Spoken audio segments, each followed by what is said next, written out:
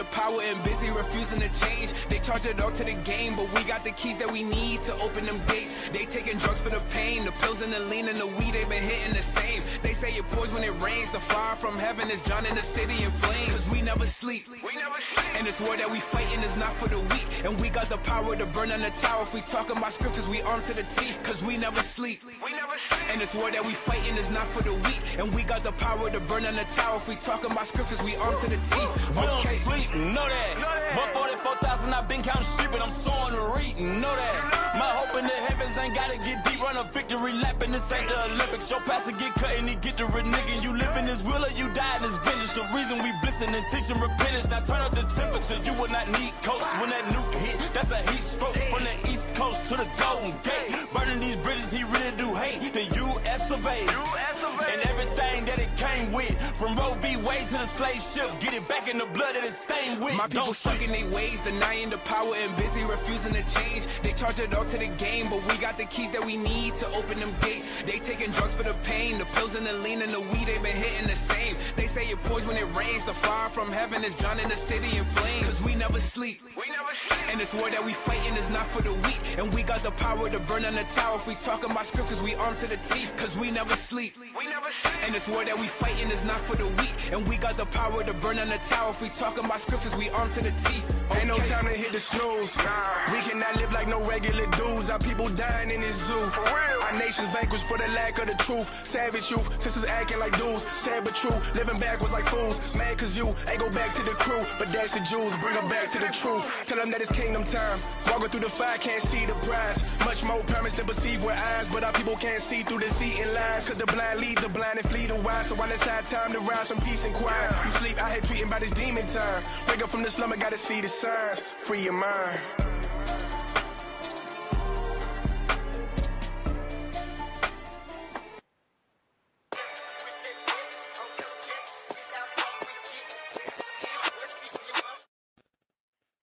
Shalom, Israel, Most High Christ bless. This is IUIC Greenville, Officer Nehemiah. Today, History in AM, we're going to be speaking about wisdom is your defense. Subtitle, How Godly Wisdom Preserved Our Forefathers. Get Ecclesiastes chapter 7, verse 12. Yes, sir. This is the book of Ecclesiastes, chapter 7 and verse 12. For wisdom is a defense, and money is a defense. But the excellency of knowledge is that wisdom giveth life to them that have it. It's wisdom that gives life to them that have it.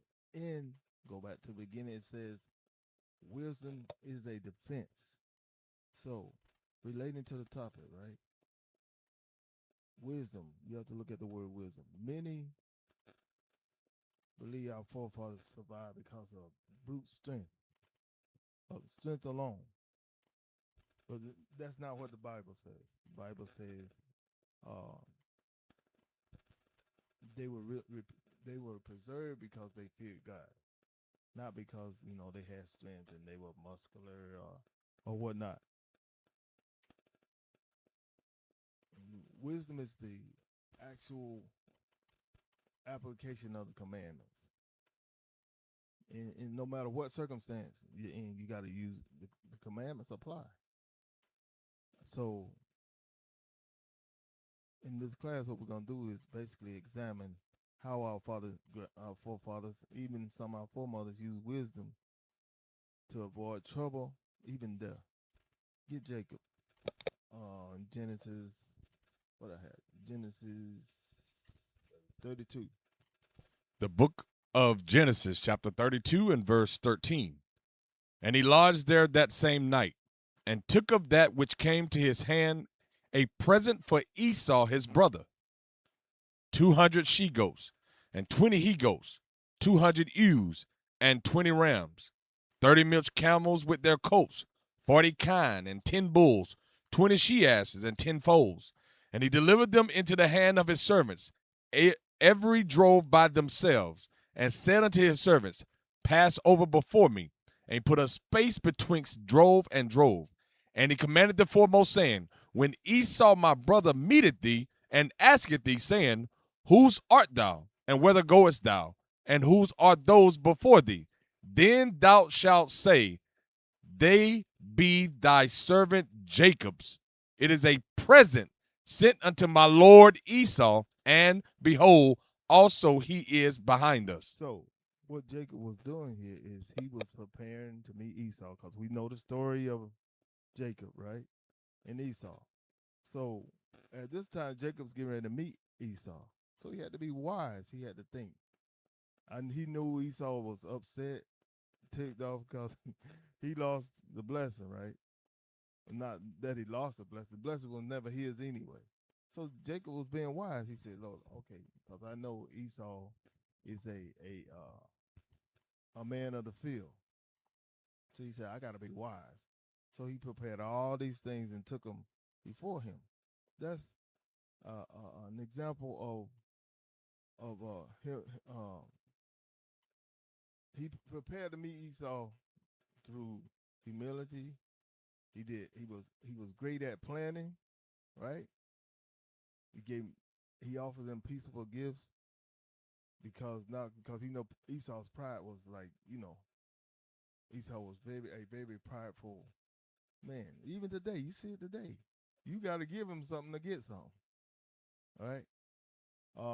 See. Read on. Read a little bit more. Yes, sir. Verse 19. And so commanded he the second and the third and all that followed the drove, saying, On this manner shall ye speak unto Esau when ye find him, and say ye moreover, Behold, thy servant Jacob is behind us. For he said, I will appease him with the present that goeth before me. So he was very wise. He said, I'm gonna basically calm this red man down when I meet him, because I know that he's still wroth over what happened when we were younger or earlier, right? Now, we know it takes wisdom. Remember, Captain Gallai did a class on our forefathers. They was psychiatrists, right? They were very very smart men. They knew how to use wisdom. They knew how to apply things that was needed, no matter what they did. Look at the next example. Look at Joseph.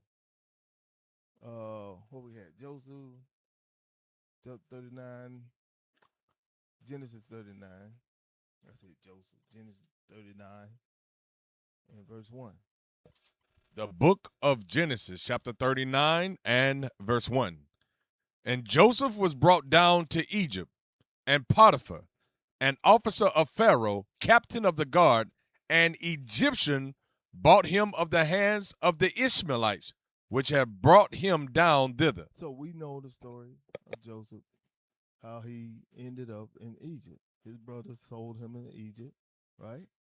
So in this aspect, we know from Joseph from a very young age, he was very smart. He was very wise. God gave him gifts, right? Read on. Yes, sir. Verse 2. And the Lord was with Joseph, and he was a prosperous man, and he was in the house of his master, the Egyptian.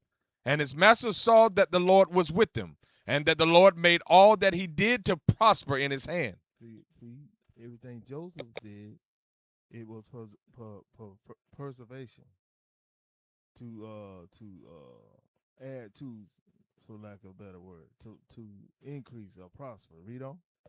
And Joseph found grace in his sight, and he served him, and he made him overseer over his house, and all that he had he put into his hand. And it came to pass from the time that he had made him overseer in his house and over all that he had, that the Lord blessed the Egyptian's house for Joseph's sake.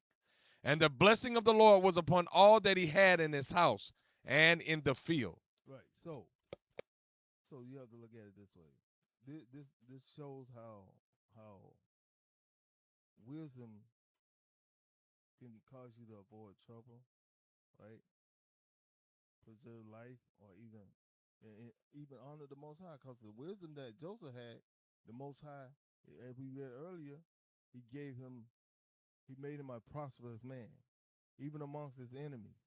So we have to think, as Israelites, we have to think the same way. We have to think like our forefathers. Don't just haphazardly do things, so on and so forth. Because we know Joseph was a favorite son of Jacob.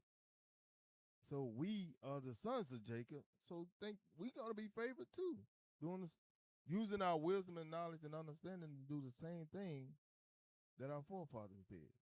So these are examples that I'm showing here. It says wisdom is a defense, right? It is a defense if you use it right. If you don't have wisdom, you're gonna do foolish things. Right? So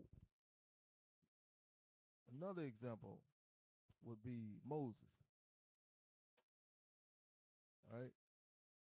What was that? 18 and 13? All right, let's get that. The book of Exodus, chapter 18 and verse 13. And it came to pass on the morrow that Moses sat to judge the people. And the people stood by Moses from the morning until the evening. And when Moses' father-in-law saw all that he did to the people, he said, What is this thing that thou doest to the people? Why sittest thou thyself alone, and all the people stand by thee from morning unto even? And Moses said unto his father-in-law, Because the people come unto me to inquire of God. When they have a matter, they come unto me, and I judge between one and another. And I do make them know the statutes of God and his laws. And Moses' father-in-law said unto him, The thing that thou doest is not good. Thou wilt surely wear away. So he said, Moses' father-in-law Jethro was telling him, "You're doing too much." Right? So Moses used wisdom. Read on. Thou wilt surely wear away, both thou and this people that is with thee, for this thing is too heavy for thee. So Jethro's telling Moses, this what you doing, you're gonna wear yourself out and the people. It's too heavy for you. Read. Thou art not able to perform it thyself alone. You're not gonna be able to do this by yourself. Read. Hearken now unto my voice. Listen to me. Read. I will give thee counsel, and God shall be with thee. Be thou for the people to Godward, that thou mayest bring the causes unto God. Right. What you're doing, you need to bring it to God. Now, what Jethro was doing was giving him knowledge on how he should handle it. Don't just take on it yourself, right? I think as we read on, it's going to say that, right? Yes, sir. Verse 20. Read. And thou shalt teach them ordinances and laws, and shalt shew them the way wherein they must walk, and the work that they must do. Read. Moreover, thou shalt provide out of all the people able men. He's giving them instruction. Out of the people, you find able men, read. Such as fear God, men of truth, hating covetousness, and place such over them to be rulers of thousands, right, and rulers of hundreds, read, rulers of fifties, read, and rulers of tens, read, and let them judge the people at all seasons. And it shall be that every great matter that they shall bring unto thee, but every small matter they shall judge. So shall it be easier for thyself, and they shall bear the burden with thee. So he's saying, you are the leader. Use those people, fit these 100,000, so and so. But the big matters, you handle that. Don't just handle everything. You doing everything. As I said earlier, up in the chapter, you're going to wear yourself away and the people. You know? 23. Verse 23. If thou shalt do this thing, and God command thee so, then shalt thou be able to endure. Wisdom. Read. And all this people shall also go to their place in peace. And there'll be peace among you and the people. That it? So Moses hearkened to the voice of his father-in-law. So Moses listened to his father-in-law. And did all that he had said. And used wisdom as it was presented to him. Right? So we, even today, before we do anything, it says, what's the scripture say? Before every enterprise, get that. And then it says, in a multitude of counselors there is, right? So Moses sought counsel. Well, he didn't seek counsel. He wasn't that he was seeking counsel. His father-in-law was watching how he was moving. So he took the counsel of his forefather when it was given to him. Read. The book of Sirach, chapter 37 and verse 14.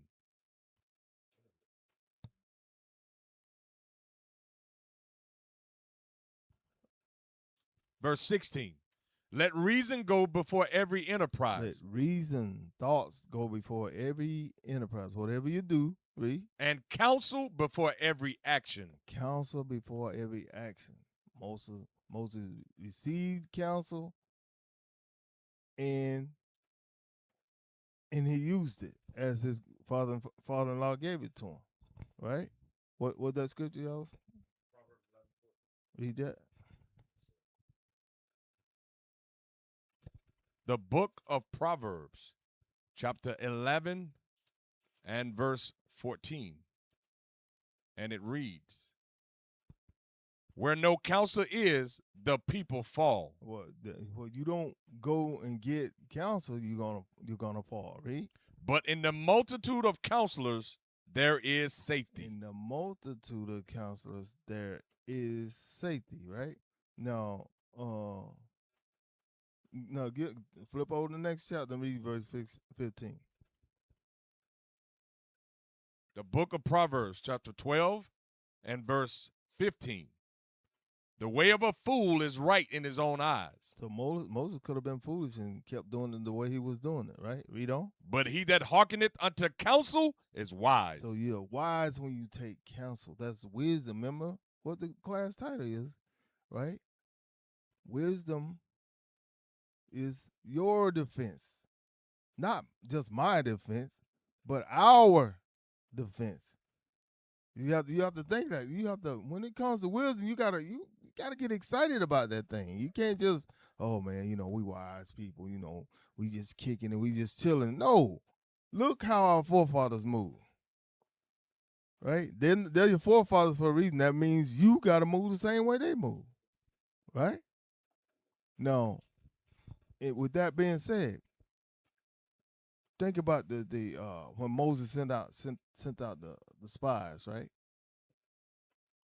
It was Joshua. It was 10 of them, right? He sent the spies out, and they went and I think it was Jericho, right? When they was marching around the city, and they in the what was the harlot? What was his name? Rahab. She helped them. Now watch this. Read this in Joshua. Yes, sir. The book of Joshua, chapter 2 and verse 1. And Joshua, the son of Nun, sent out of Shittim 2 men to spy secretly, saying, go view the land, even Jericho. Read. And they went and came into an harlot's house named Rahab and lodged there. And it was told the king of Jericho, saying, behold, there came men in hither tonight of the children of Israel to search out the country.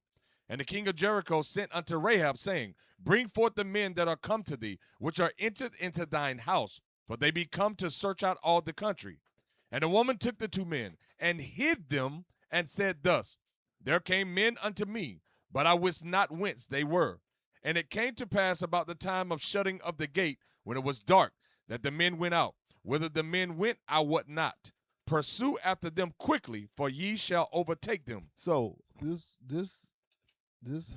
harlot protected the spies because she knew what was about to happen to the city, and if she took them in, that was going to be the opposite of what they came to do. They would have been searched out, probably killed, whatever, right? So they went there to spy. Joshua sent them there to spy, and they got basically kind of trapped. So the Rahab, she hid them to keep them until nightfall, right? That's wisdom from somebody that wasn't even about our nation that helped us. And the thing, if we read on what she did. Yes, sir. Verse 6. But she had brought them up to the roof of the house and hid them with the stalks of flax, which she had laid in order upon the roof. And the men pursued after them the way to Jordan unto the fords. And as soon as they which pursued after them were gone up, they shut the gate. And before they were laid down, she came up unto them unto the roof. And she said unto the men, I know that the Lord hath given you the land, and that your terror is fallen upon us, and that all the inhabitants of the land faint because of you. For we have heard how the Lord dried up the water of the Red Sea for you, when we came out of Egypt, and what ye did unto the two kings of the Amorites, that were on the other side Jordan, Sihon and Og, whom ye utterly destroyed. And as soon as we had heard these things, our hearts did melt, neither did there remain any more courage in any man because of you.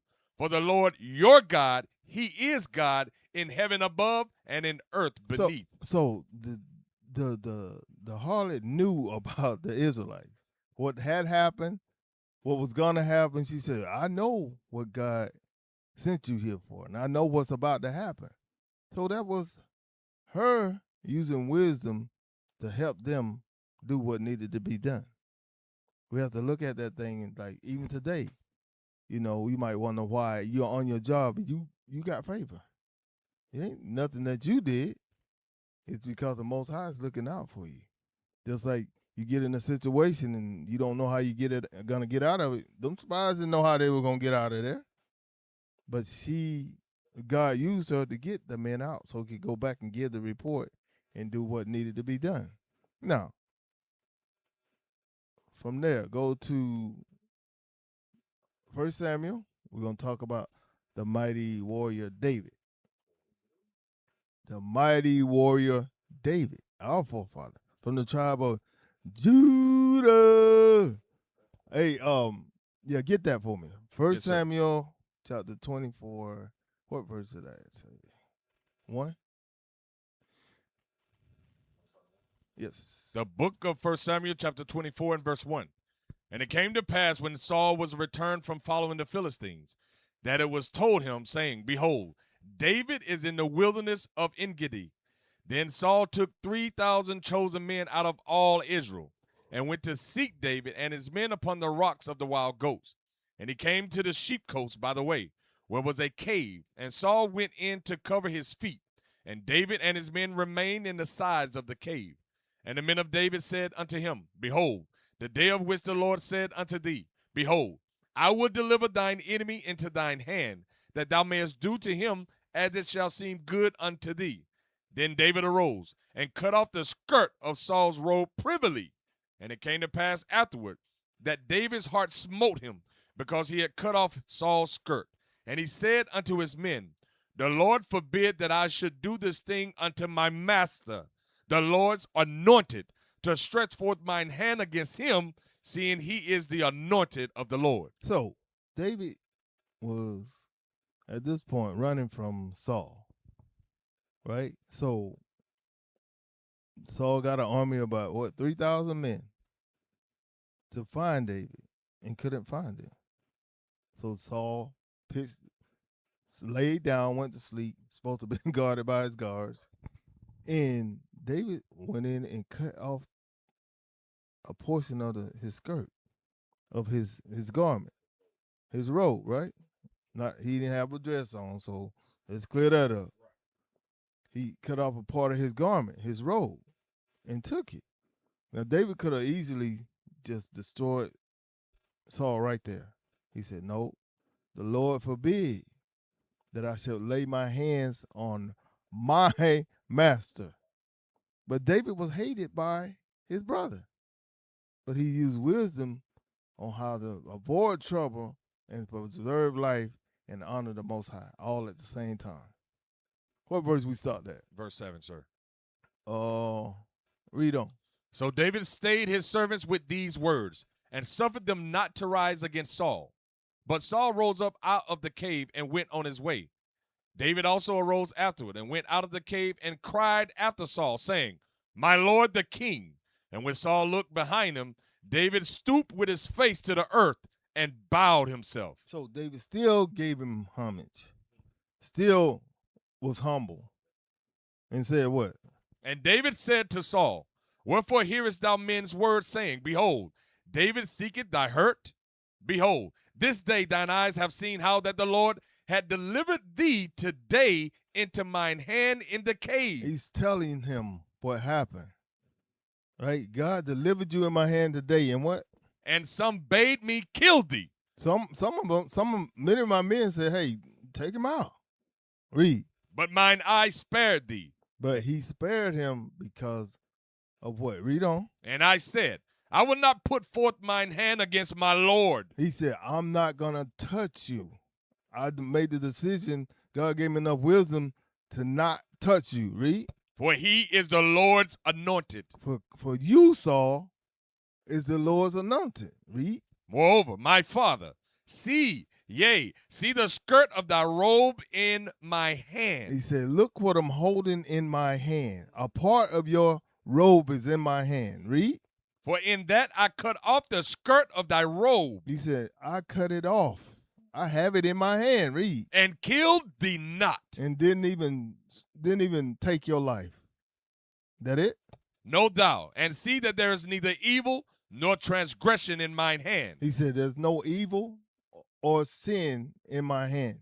Read. And I have not sinned against thee. And I didn't go against you. Read. Yet thou huntest my soul to take it. But you are out here hunting me down to kill me, and I spared your life, standing right next to you. That it? No, sir. Verse 12. The Lord judged between me and thee, and the Lord avenged me of thee, but mine hand shall not be upon thee. He said, I'm not going to touch you.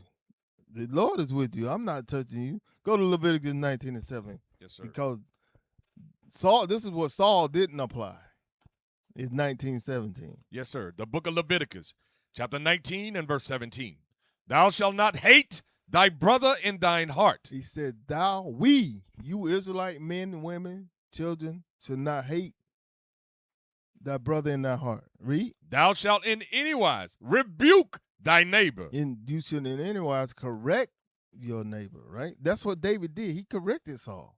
Read on. And not suffer sin upon him. And not suffer sin upon him. Keep reading. Thou shalt not avenge, nor bear any grudge against the children of thy people. David could have been vengeful. He could have been grudgeful. He didn't do neither, right? Because David knew it would have been a sin for him to kill or harm Saul. Read on. But thou shalt love thy neighbor. David loved Saul. As thyself. And Saul hated David. I am the Lord. I am the Lord. Read that last part again. Hey, you got to make that stick. Read that last part. Yes, sir. The book of Leviticus, chapter 19 and verse 18. Thou shalt not avenge nor bear any grudge. A lot of us, even in today in Israel, a lot of us avenge their neighbor. Read. Against the children of thy people. Because look at the haters that we have. Oh, look, them what they call us, purple what? They call us purple faggots. Avenging, coming against people that's doing the will of God. You know why they do that? Because they ain't doing SH. But here, we showing how our forefathers use wisdom, as our leadership now uses wisdom to do the word of God. Just like the debate, so-called debate that they had with the captains, just got but cut up, right? So here we see David, our forefather, right, using wisdom, knowledge, and understanding to not go against God or to not go against Saul, right? So in the same aspect, right? One of our foremothers, Abigail, what she did. Let's see what she did to preserve men, to avoid bloodshed, right? Yes, sir. Read that. The First Samuel, verse 20, chapter 25, right? Yes, sir. Yeah, read. The book of 1 Samuel, chapter 25 and verse 2. And there was a man in Maon whose possessions were in Carmel, and the man was very great, and he had 3,000 sheep and 1,000 goats, and he was shearing his sheep in Carmel. Now the name of the man was Nabal, and the name of his wife Abigail, and she was a woman of good understanding, and of a beautiful countenance. But the man was churlish and evil in his doings, and he was of the house of Caleb. And David heard in the wilderness that Nabal did shear his sheep. And David sent out 10 young men. And David said unto the young men, Get ye up to Carmel, and go to Nabal, and greet him in my name. And thus shall you say to him that liveth in prosperity, Peace be both to thee, and peace be to thine house, and peace be unto all that thou hast. Now, David had heard about Nabal, right? So he said, hey, he sent some men. He said, hey, y'all go out there and greet Nabal, right? Now read on. Verse 7. And now I have heard that thou hast shears. Now thy shepherds which were with us, we hurt them not. Neither was there aught missing unto them, all the while they were in Carmel. Ask thy young men, and they will shew thee. Wherefore let the young men find favor in thine eyes, for we come in a good day. Give, I pray thee, whatsoever cometh to thine hand unto thy servants and to thy son David.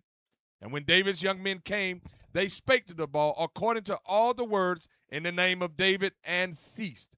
And Nabal answered David's servants and said, Who is David? Nabal being a nigga, right? Being disrespectful. Read. And who is the son of Jesse? So he's being sarcastic, right? Read. There be many servants nowadays that break away every man from his master. Shall I then take my bread and my water and my flesh that I have killed for my shearers, and give it unto men whom I know not whence they be? So he acting like he don't know who David is. Now all the war going on in the land, he's saying, who is David? Who is Jesse? So I'm going to take my stuff and give it to them? Read on. So David's young men turned their way, and went again and came and told him all those things. So they went back to David, gave a report. Read on. And David said unto his men, Gird ye on every man his sword. David said, it's time for war. Let's go. Let's get him. Read. And they girded on every man his sword. And David also girded on his sword. And there went up after David about 400 men, and 200 abode by the stuff. Read. But one of the young men told Abigail, Nabal's wife, saying, Behold, David sent messengers out of the wilderness to salute our master, and he railed on them. So he's telling the mistake that Nabal made. He's telling Abigail the mistake that Nabal has made. Now watch. But the men were very good unto us, and we were not hurt, neither missed we anything, as long as we were conversant with them, and when we were in the fields. They were a wall unto us both night and day, all the while we were with them keeping the sheep. Now therefore, know and consider what thou wilt do. For evil is determined against our master and against all his household. For he is such a son of Belial. So he's a son, he's calling him the devil. Read. That a man cannot speak to him. Read. Then Abigail made haste and took 200 loaves and 2 bottles of wine and 5 sheep ready dressed and 5 measures of parched corn and 100 clusters of raisins and 200 cakes of figs, and laid them on asses. And she said unto her servants, Go on before me. Behold, I come after you. But she told not her husband Nabal. She said, I ain't telling him nothing. Read. And it was so, as she rode on the ass, that she came down by the covert of the hill. And behold, David and his men came down against her, and she met them. Now David has said, Surely in vain have I kept all that this fellow hath in the wilderness, so that nothing was missed of all that pertained unto him. And he hath requited me evil for good. So he spoke. He been disrespectful. He dissed him. Read. So and more also do God unto the enemies of David, if I leave all that pertain to him by the morning light, any that pisseth against the wall. He's talking about he gonna kill every man. The only one, the man that do that against the wall is a man, right? He said, by the morning ain't none of them gonna be here. Now watch this. Verse 23, and when Abigail saw David, she hasted and lighted off the ass and fell before David on her face and bowed herself to the ground and fell at his feet and said unto me, and said, Upon me, my Lord, upon me let this iniquity be. And let thine handmaid, I pray thee, speak in thine audience and hear the words of thine handmaid. So she said, she fell before David. She came before David and said, hey, let me speak. Let me say what I need to say to you. Read on. Let not my Lord, I pray thee, regard this man of Belial, She called her husband the devil. Read. even Nabal. For as his name is, so is he. Nabal is his name, and Read. folly is with him. But I, thine handmaid, saw not the young men of my Lord, whom thou didst send. Now therefore, my Lord, as the Lord liveth, and as thy soul liveth, seeing the Lord hath withholden thee from coming to shed blood, and from avenging thyself with thine own hand.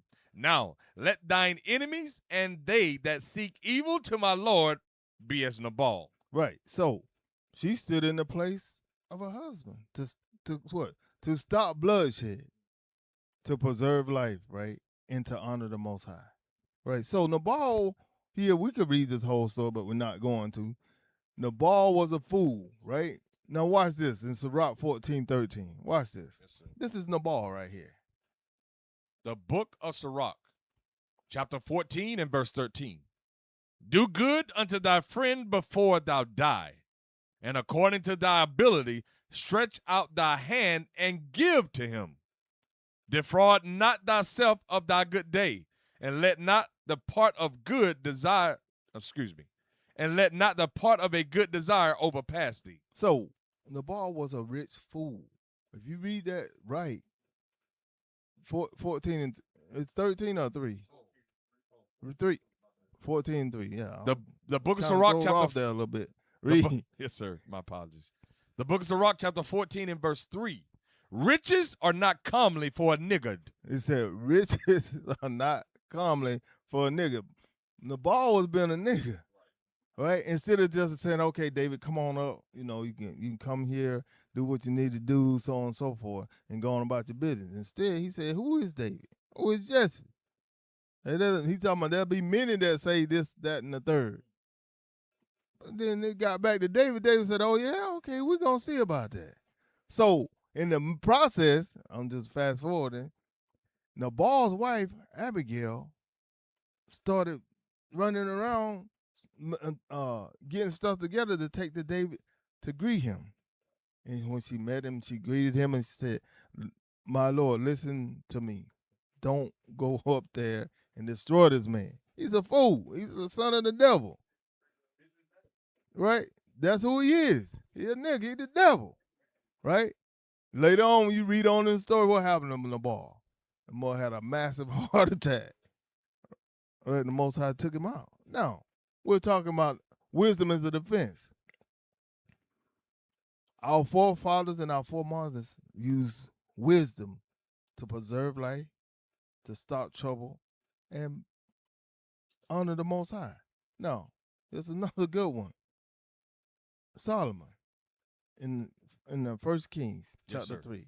The book of First Kings, chapter now look 3. what your forefather Solomon did. Watch this.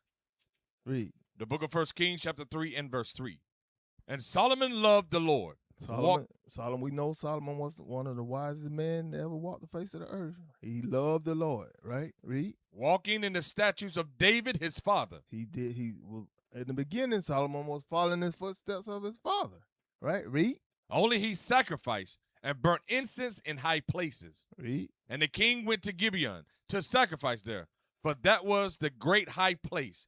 1,000 burnt offerings did Solomon offer upon that altar. Read. In Gibeon, the Lord appeared to Solomon in a dream by night. And God said, ask what I shall give thee.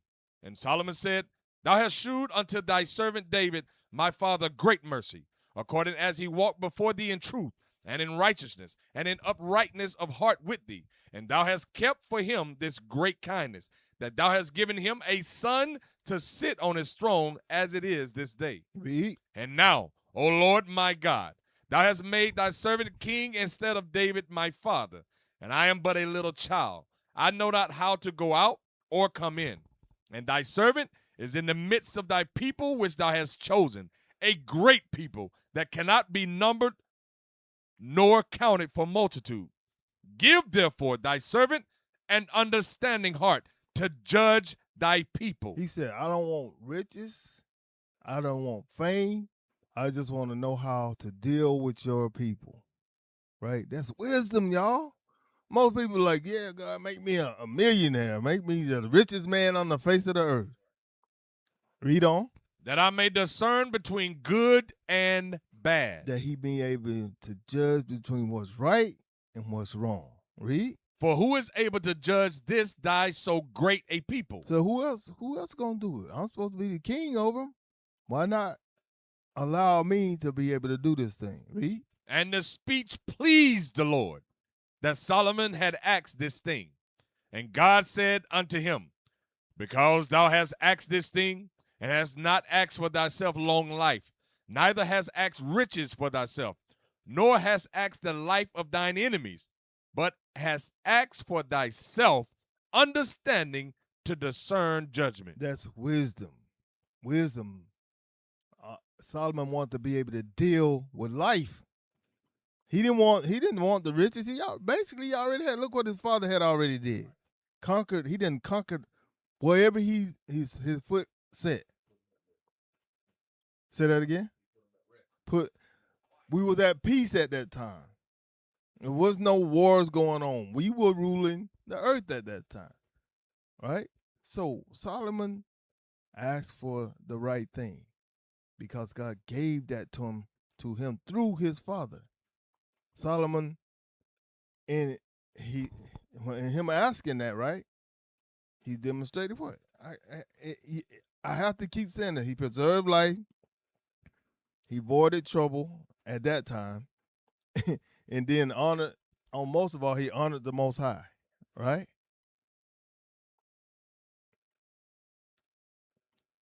No. We're speaking on wisdom as a defense on how our forefathers preserved life, right? So, go to Samuel, chapter 2. What verse I had? 2 Samuel 20 and 14, right? Yes, sir. The phone keep locking up. The book of 2 Samuel, chapter 2 and verse 14. Oh, I'm sorry. 2 Samuel, chapter 2 and verse 20. Verse 14, yep. Yes, sir. 2 Samuel, chapter 2 and verse 20. 20 and 14. 2 Samuel, chapter 20, verse 14. Oh, my bad. 2 Samuel, You chapter dust 20. some glasses off over I there. know, right? 2 Samuel, chapter 20 and verse 14. And he went through all the tribes of Israel unto Abel, and to Beth-Macan, and all the Berites. And they were gathered together, and went also after him. And they came and besieged him in Abel of Beth-Macan. And they cast a bank against the city, and it stood in the trench. And all the people that were with Joab battered the wall to throw it down. Then cried a wise woman out of the city, Hear, say, I pray you, unto Joab, Come near hither, that I may speak with thee. And when he was come near unto her, the woman said, Art thou Joab? And he answered, I am he. Then she said unto him, Hear the words of thine handmaid. So this woman, wise woman, came to Joab, and she said, Hear what I got to say, right? Read on. And he answered, I do hear. Then she spake, saying, They were wont to speak in old times, saying, They shall surely ask counsel at Abel. And so they ended the matter. And I am one of them that are peaceable and faithful in Israel. Thou seekest to destroy a city and a mother in Israel. Why wouldst thou swallow up the inheritance of the Lord? And Joab answered and said, Far be it from me that I should swallow up or destroy. The matter is not so. So Joab said, why would I do that? Why would I come here and do that? Read on. Verse 21. The matter is not so, but a man of Mount Ephraim, Sheba, the son of Bichri, by name, hath lifted up his hand against the king, even against David. Deliver him only, and I will depart from the city. And the woman said unto Joab, Behold, his head shall be thrown to thee over the wall. He said, this thing I'm going to do, it's going to happen. Read. Then the woman went unto all the people in her wisdom, and they cut off the head of Sheba. They cut off the head of who? of Sheba, So what she said happened. Read. the son of Bichri, and cast it out to Joab. And he blew a trumpet, and they retired from the city, every man to his tent. And Joab returned to Jerusalem unto the king.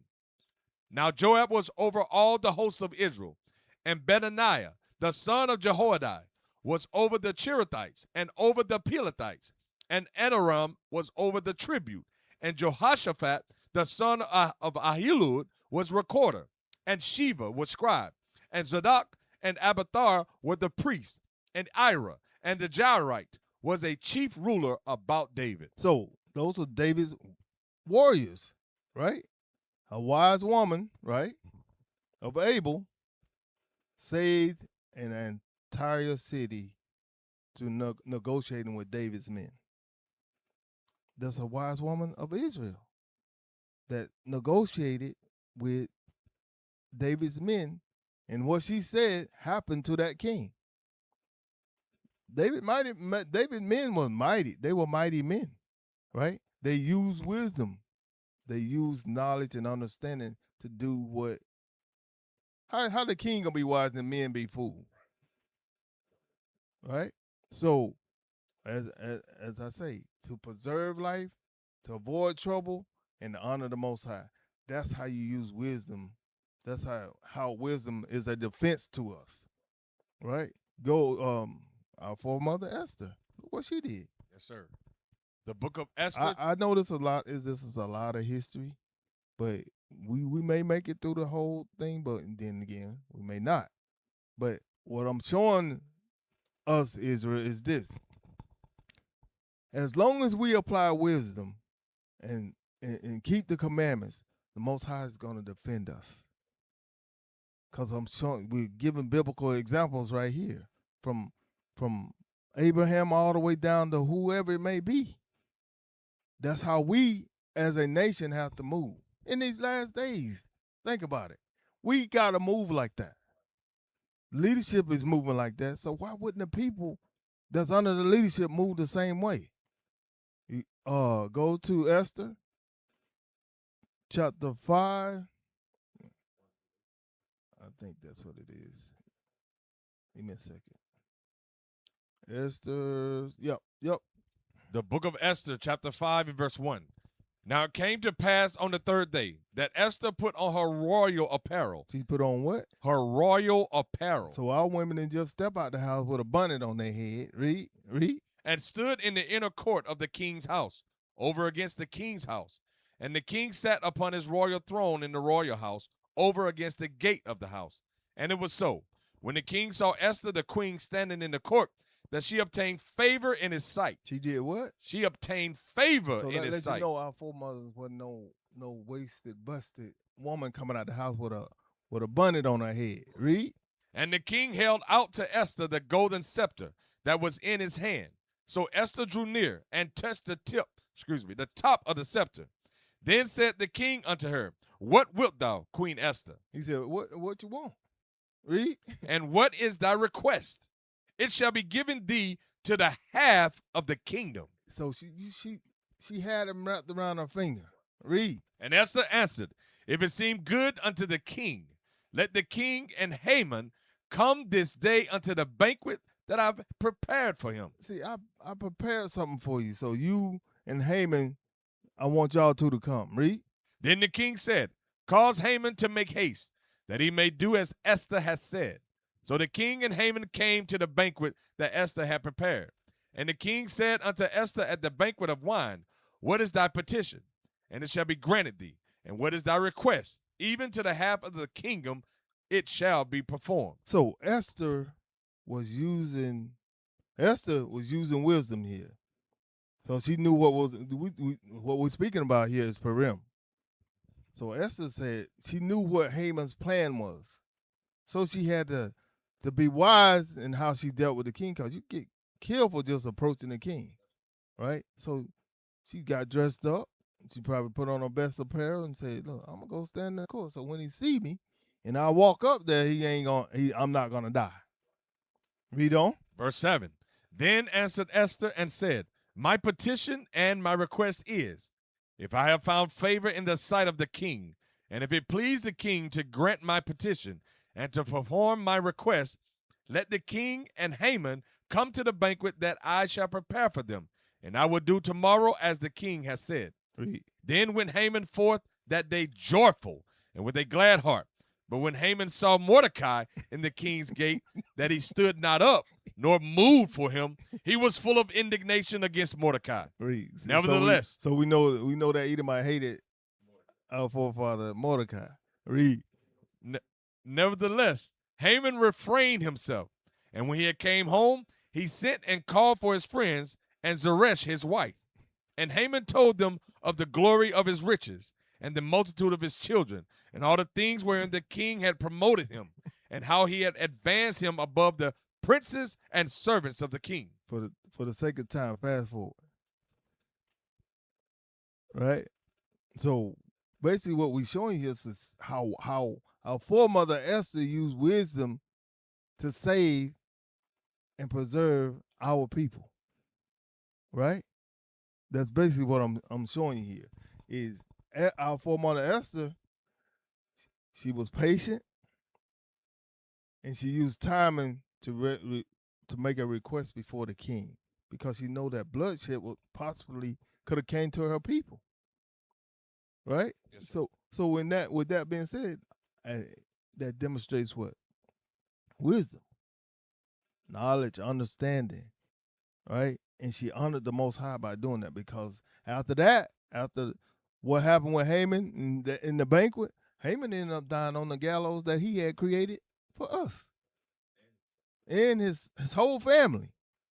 You imagine a whole family hanging out there on those gallows.